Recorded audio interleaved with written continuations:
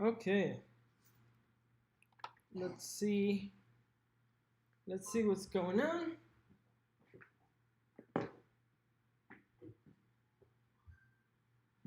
Let me make sure that we're live.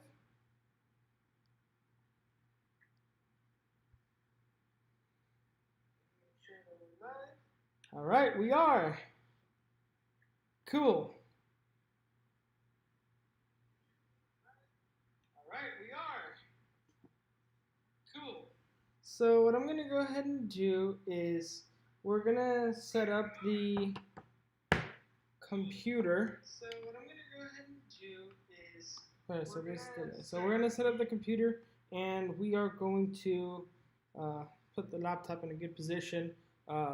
My mother's going to be joining in because she's been part of the convention for many years.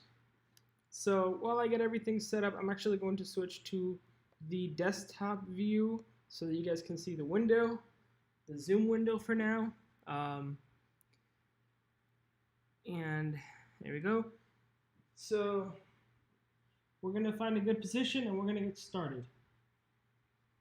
So the Zoom meeting is in the description of the video. So if you want to join the Zoom meeting, we will, just like the convention throughout the day, simply raise your hand or actually don't even raise your hand, just talk and we'll organize it somehow or another.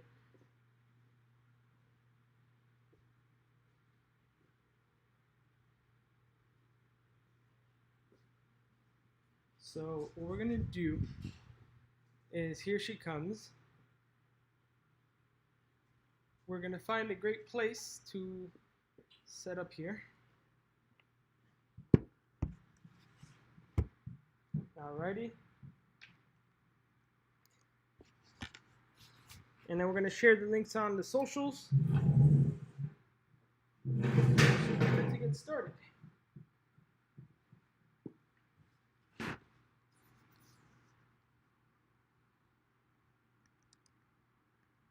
All right.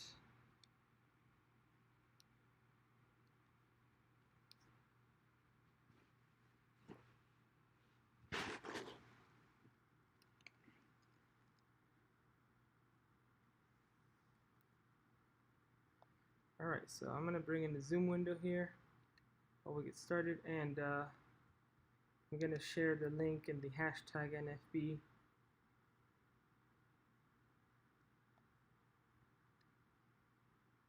All right.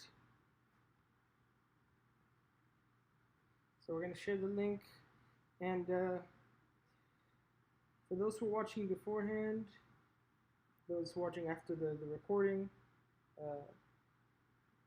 it takes a little bit to get started, but once we get people going in the stream, I'll start talking about things I saw, and then we'll start bringing people in. So we're sharing it on the NFB hashtag. This year is very different. I feel like it's more productive because it's online, yet it doesn't feel the same. You know, it's like it feels like it feels different. It's still fun, but it's not the same as when you're there.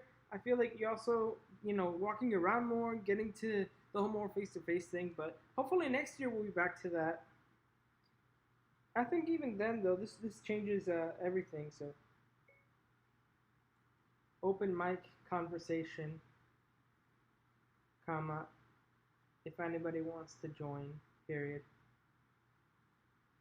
Anything you want to talk about during the convention, you're welcome to. Okay, now we're going to paste in the link.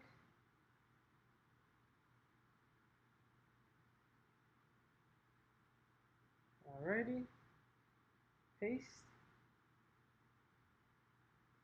Open mic conversation, if anybody wants to join, you want to talk about during the convention, you're welcome to. About. There you go. And we're We're going to select everything and we're going to share this. So, all right, it's live on Twitter. So the post should be available on the hashtag for the NFB hashtag. So that's cool. And so far we got one person watching. Hello, Austin Beatty. I'm doing great. What does everybody like about the convention? What's been your favorite thing so far today? And how do you feel about the whole digital aspect? How do you feel about the whole digital aspect of the convention? So the Zoom link is in the in the description. I'm actually gonna see if I can copy that link and pin it to the comments as well here in a minute. I'm just sharing the link in all the socials, Facebook, Twitter, LinkedIn. It's already up on Twitter. And if you come from, the socials, hello. All right. It's live on Facebook now. And now we need LinkedIn. I've actually found myself using LinkedIn quite a bit lately. It's a pretty good media platform. All right, paste in the link in there.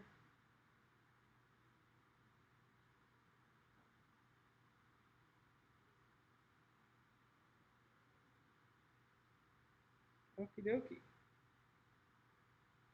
So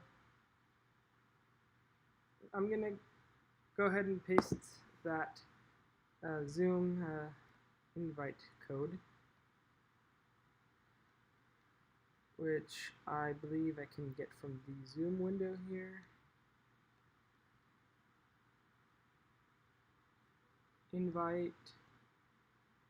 So I'm gonna copy the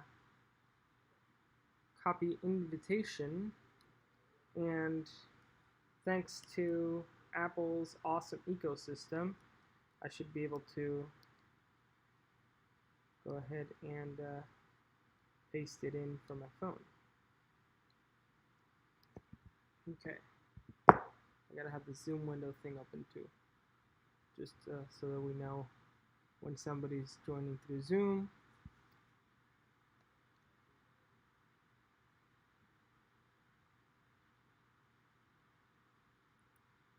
Alrighty.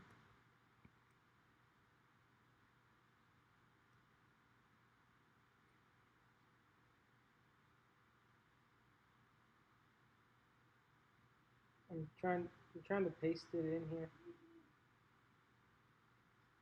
So okay, so the Zoom meeting is on the. I just pasted it into the chat. So this is my mom. She's going to be joining us for this. Hi everyone. So I put the link on Facebook if you want to share it as well. Right now we're just waiting for people to kind of start trickling in, and then we can start. It's 5:35, so we're 5 minutes past. So we could probably start talking about the convention and how we feel about it here once she sends the links on Facebook. She's got a pretty good network of people as well, so. I do. I have 3,000 and something friends. Wow, that's a lot. And I know a lot of them. It's not like everybody. I know lots of people in a lot of places. So how do I go to yours? Yeah, go to my post and then share that. Post. Hold on. I go to Christian. And tell people that it's an open mic. They can join through Zoom, and they can. You can join through Zoom to all our blind and visually impaired friends and anybody interested in our wonderful blind community. Yep. Here it is. Open mic. Okay, so I'm gonna love the open mic. NFB Day 1 open microphone discussions. Yep. Okay. Posting. Yes. Awesome. Okay, so now everybody can see it? Yep. So right now. So what is your experience with the NFB, first of all? Well, we've been going to the NFB for 10 years now, and it's been wonderful. It was always in Orlando. It was a wonderful UPS had all the employees come and help because, lots of blind people together, they didn't know who was coming from where. And they could bump into each other, and there was guide dogs, and there was UPS guide is ponies. awesome. So they had people in the hotel, in the gorgeous Rosen, ¿cómo se llama? Rosenshingle. And everybody was helping, and it was a great convention where they have all the devices for the blind, lots of booths from canes to CCTVs to all the devices you can imagine that a blind person can use. And it was great because Christian was how old when we started going there? Oh, I was like 15. 15. He's 26 now. It's been Yes. a long time. So every year we wouldn't miss it. It was our world where there was 5,000 blind people because you hardly ever see a blind person. But when you go to these conventions, you see all the blind people together, supporting, helping, sharing their experiences, sharing their wonderful devices they have at home, from Braille to talking devices that makes their lives easier. And of course, there's always adults that got blind after seeing. So for them, when you know something and you lose it, it's kind of harder. For children, well, my son was born like that. He was born blind. So, they kind of don't understand, why are they so worried about not seeing? Why is it so bad? And it's because you don't miss what you've never had. No, right? once you're born with it, it's like, and for those of you who recently lost your sight, there's plenty of community groups out there. The Blind Visually Impaired Support Group on Facebook. There's plenty of groups out there. I've been part of that group since it was created a long time ago, and I can tell you that people go in there and ask questions, get support, and also there's going to be a new way to get support and help through a platform I'm creating, which I will announce very, very soon. I'm so excited about that. So how do we know who connects and who doesn't? So I'm looking here on the phone. Right now there's 4 people watching. Yes. Yes. Hi. And you can see the names. Yeah. So the only person so far who posted anything. There's a. Let's see. Oh, we have a second post. So let's see. Junie says, "What was the biggest nugget from NFB?" Well, the biggest nugget. That's a cool way of putting it. So the biggest thing so far that I saw today that kind of blew my mind was this device from the American Printing House that essentially has a QWERTY keyboard and a 40 cell Braille display. I want to see that thing in person. That thing is just awesome. What is it? It's a Braille display with a QWERTY keyboard. Braille display with a QWERTY keyboard? Instead of using the typical buttons. Hi, Austin Bell. Yeah. Austin Bell, your friend. How are you? Good, we're good. We're explaining. I'm sorry I interrupted you. The Braille display from APH that literally has a QWERTY keyboard and a 40 cell Braille display. This thing is revolutionary because sometimes when you're switching from the QWERTY keyboard to the Braille keyboard style where you have the 6 cells and it's a different layout, it can be challenging for young adults and for children to learn Braille that way because they have to keep switching. If you have your normal keyboard and you just have a Braille display attached to the bottom, it feels more natural. And that was available from APH. They say they're going to release it next month, so that'll be nice. Did they have those glasses that talk? Ira's there as well. I actually want to interview the vice president of Ira. That would be cool. Ira is amazing. Ira is a device that you put on and there is like a little OnStar, somebody in a computer telling you what's in front of you. It's great for walking, for going to the mall, for shopping, for doing anything. You have it on and it just tells you everything. It's like a little brain inside your brain. Ira is super cool, and like how you can connect with others. I think that they may have some new AI stuff that they're adding, because I did see that they are on there. They're on the not the general session, but the exhibitors hall. So you can join in with Zoom into the exhibitors hall, and you can talk to them. Exhibitors hall is actually very interesting. You just go in through Zoom, and there's plenty of people talking about it. So if you're interested in about all these products, there's great conversations in the Zoom meetings, including this one, I might add, where we're going to talk about anything everybody wants. There's a lot of things. There's so many meetings that some of them I couldn't attend. So I like to see the perspectives of the convention from anybody's standpoint. And if you want to say something or have a conversation with us, the Zoom meeting is in the description, and it's also in a post that I added in the chat. So this year, since it's on Monday, so I want to ask you. Me? Yes, you.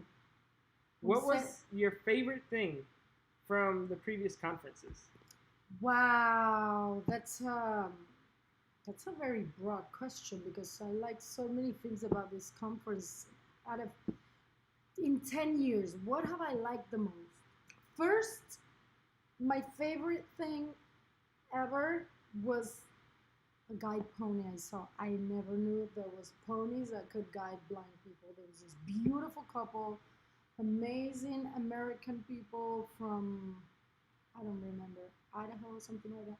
They had a pony guide, and the pony was so intelligent. That pony knew everything in the hotel. It was amazing. It was great, and they had everything so well done.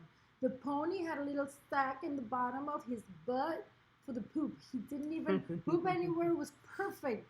The pony said when he wanted to go to the restroom, he took them everywhere. It was like a very intelligent pony. So I think that I liked seeing at the convention. Another thing I loved about the convention through the years is the booth with the guide dogs. This is guide dog. The booth with the guide dogs. This is a company that has a place where you go and you live with your dogs. You share with the dog for a week. A few different dogs they have that have been trained for the blind. So you share for a week with the dog, and then one of the dogs, you have a bonding with it, and that's the dog that chooses you. You chose that dog, and it was great to see the way they do it. Like to have your guide dog, your perfect guide dog for you. Another thing I love. So let me interrupt you 1 second. I saw somebody join. Somebody wanted to join and then left. If you try to join again, I will. I will accept your invite, and we go from there. I saw somebody come in and come out, so you can go ahead and continue. Oh, wait, did they come back? No, they're not there yet. I think we're doing it wrong, because no, there was one person that just came in.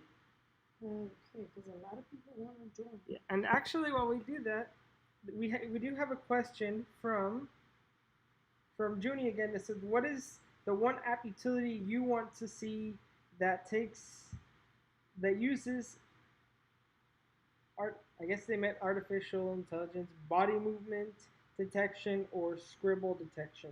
So that's a very interesting question, because scribble detection is available on iOS 14 on the iPad. So if you have the Apple Pencil, you can write on a search field. That's cool. Mm-hmm. You can do that. So that's there. And then with AI and like image detection, you have the Seeing AI by Microsoft. That does a lot of the things. I would like to see like a virtual cane. I've seen plenty of implementations of it, but they're all kind of unsafe because they want you to wear headphones, and that's a safety hazard on the street. Well, I want to add another thing that was amazing through the years was the driver challenge. Remember that year? I don't know if it was 2016 or 17. They had a driver challenge where you would sit on a chair, and there was a car wheel attached to the table, and there was a computer. So you could accelerate, stop, and drive right there sitting on a chair, and the computer would say how good you were doing it. If you crashed, if you didn't, if you could see it. And the way you could know how to accelerate and stop was with a chair that had Yeah, it had vibrations all over your vibrations. body.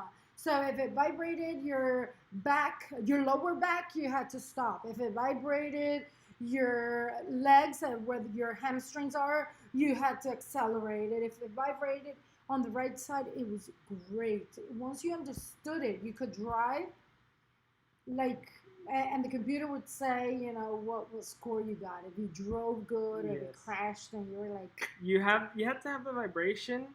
There's 3 different sensors, and you had to have them in a certain position. Like the ones with your hands and your fingertips, they had to be vibrating. I think it was like if they're vibrating a certain way on your fingers, you had to turn or something. It was like if you had like the different, depending on the vibrations on your hands, you had to have a certain turn, and then with the legs, it had to do with like the speed, and it was cool. But unfortunately, Tesla totally blew all these companies out of the water with all these things. They were like, well, this is prototyping. And look at Tesla. We're almost at level 5 autonomy. Once we get to level 5 autonomy, those of us who can't drive, are actually going to be able to drive. I mean, we're right now, it can already do turns. It can stop in stoplights, which is recently released. The only thing it doesn't do right now is if like reverse. It's called a reverse summon. So summon is when you have the car come to you from the parking space. So you use reverse summon to find the parking space, and that's the only feature that I think is left before we get to like level 5 autonomy. These cars were like human interpreted autonomy, which is, it's still cool, but Tesla, man, they just changed the world. yeah, they're gonna have the self-driven cars very soon.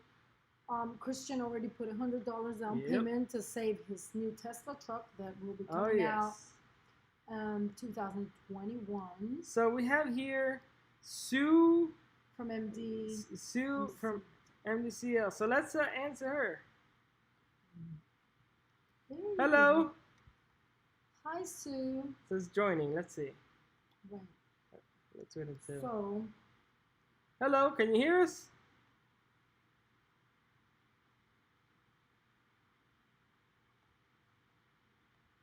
All right. no audio. We need audio. We do. No hay cámara. We Dice can't. que no hay cámara. No, there's no camera. There should be audio. We Yeah. can't hear you. There it is. There she is. Sue, I just saw Yes. her forehead. Mute. No, it's not No. mute, right? We see your. Forehead. Yeah, we saw your forehead now, but we can't hear you. We can't hear you. Let me see if Sue. it's my end. Perhaps. Maybe it's us. Yeah, let's check. There you go. Sound. Oh, it's all the way up. Pero no se oye nada de nada. No, we can't hear anything. Okay, let's see.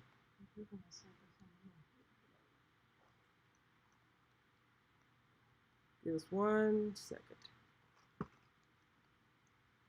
Dice que no hay video. It says that we don't have video. Select the speaker, built-in output. Okay. Sue, don't go. We're checking. Yes, we're checking to see if it works. Yeah, we still can't hear you ¿Por qué no ponen la cámara? because we're using the camera for the live stream. Oh, I got it. Yes. Okay.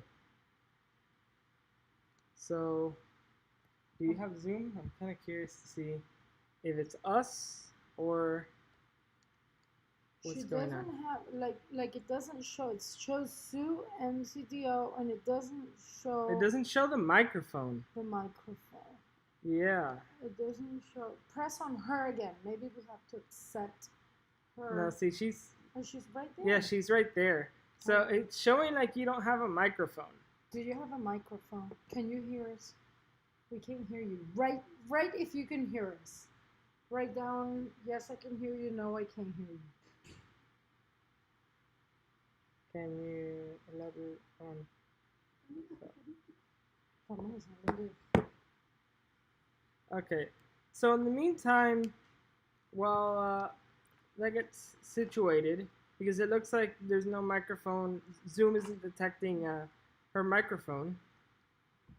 I guess we can write down. You can write down Yeah. any question or tell us any comment, and we can read it for Yes. everybody.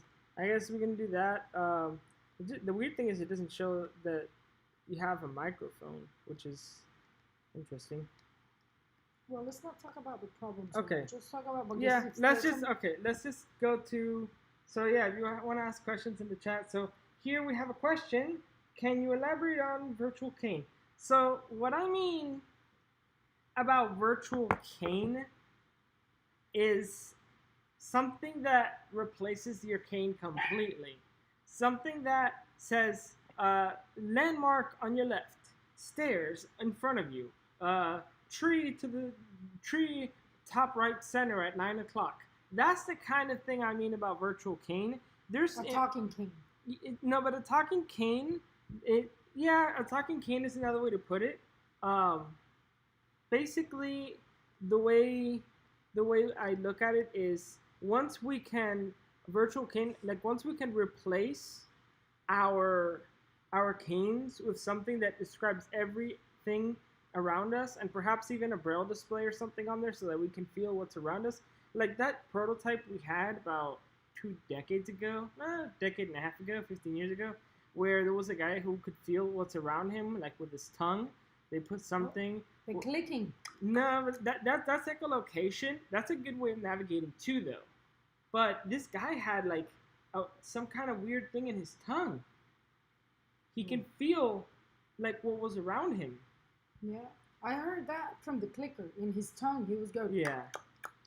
Well, that guy's a genius too. And with the vibrations of his clicking, he could know the density where everything was. If something was close, he would click and know how close it was, if he was gonna bump into it or not. I would rather have the Orcam. Do you remember that year where they had those glasses that were called Orcam? Oh, those were great. Those were great. It was like these glasses with a camera stuck to them, and the camera, it was talking glasses too, right? Like somebody would be telling you. It used, actually in this case, it was something called OCR, optical character recognition. Mm-hmm. So you pointed it at a book or at some kind of text, and it would actually tell you what it was based on character recognition. They were trying to go the autonomy route with not having to hire anybody, but I feel like Ira said, let's just do the human interaction thing. Let's just have actual humans reading stuff, because humans can provide more detail than AI at this point in time. Yes, there was also the Humanware had that Victor Reader. Oh yes, the Victor every Reader is year awesome. The Victor Reader is like improved. They have something new. They have the new Victor Readers, and what is great about this convention is that at the end they raffle the Victor Readers. Right? Oh yeah, that's how I won my Victor Reader 2nd generation. Yes, in 2014. They raffled it and he won it, and it was like great. You can put all your books in the Victor Reader. You can put all your reminders. What else is the Victor Reader for? The Victor Reader is great for a lot of things like book reading. I use. Are we doing this right? Because no veo ninguna gente ni nadie. Well, so here's the comments we've had so far. Okay. But you know. Porque en el mío no hay nadie. Yo tengo 3,000 personas y siempre la gente se mete a preguntar. No, so far. Right. Yeah, so far with the Zoom thing, I don't know, but we've answered a couple questions. If anybody else has anything in the chat, so there's something that caught my eye today at the convention. Something that I feel like is worthy of at some point a video, but I want to kind of give a little sneak peek on it. So I was in the event for the Humanware, and they talked about the Victor Reader Trek. And believe it or not, I like the guy said, hey, you know, we were going to use it's another GPS platform that they kept saying they were going to use for the past 2 years, and now they said that they're going to instead of using TomTom, they're going to use another platform, a newer platform that is satellite based as well, but it's not as accurate. They said that the reason why they couldn't use the original platform, let me see my notes and I will tell you the platforms. But apparently all this maps navigation stuff that they talked about, it came to a conclusion that it looks like they're going to come out with a Victor Eater Trek 2nd Gen with dual band GPS for better accuracy. I feel like it was hardly like it was hinted at, from how they said it. So let me open up my notes here now. Have the navigation names because they used to go with TomTom and now they went with another company. So here it is. So possible Victor Reader 2nd Gen open with dual band GPS for so they kept bragging, oh, we're gonna use Galileo and it's gonna be centimeters accurate and it's gonna be just as accurate, it's gonna be so accurate that you can do all sorts of crazy stuff like landmarks and like in a room, like very accurate stuff. But they couldn't do that because you need dual band GPS, and now they're actually going to be using. They're going to be using a couple of stuff here. Let me find it. They're going to redesign GPS maps. They're going to go from TomTom to Here Maps, I guess is the name of the company. So they went from TomTom to Here Maps because they needed that dual band GPS for complete accuracy. So that's pretty cool. I'm sending your friends from the blind community the link. Awesome. Yeah, so far we've reached a bit of a slowdown. We asked a couple questions. Now we're just waiting for any more questions to trickle in. We'll give it a few minutes and, we see that. I think we're not doing it right. I really do think. Because si no, ya se hubiese metido la mitad de mis amistades que siempre con quien hablo todos los días. We're que live. Son como 15. They probably didn't click on the link or something.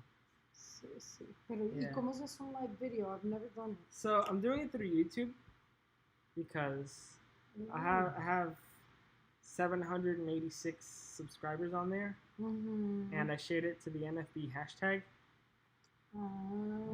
But so right now we have, we went from. So what I'm gonna do is, for now, what we're gonna do is I'm actually going to. I guess it's 5:59. So what we're gonna do is tomorrow. I know today's the first day, so if you guys like what you see in this live stream, share the word, spread the word that we're doing this every day at 5:30.